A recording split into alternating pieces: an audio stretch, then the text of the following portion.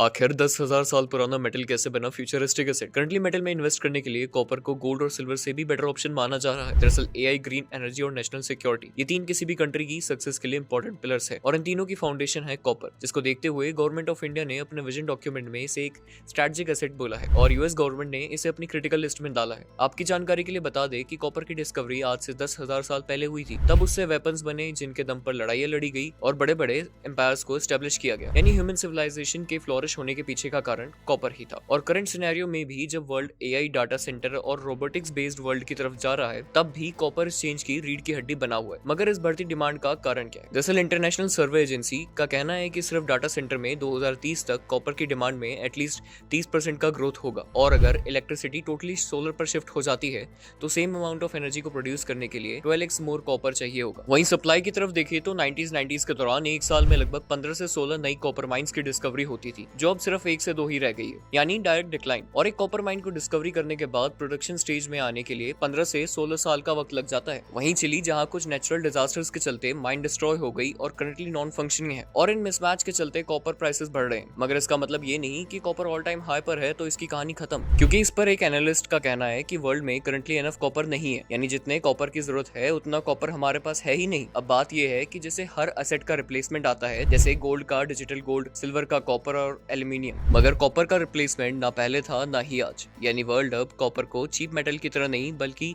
The red gold की तरह देख रही है।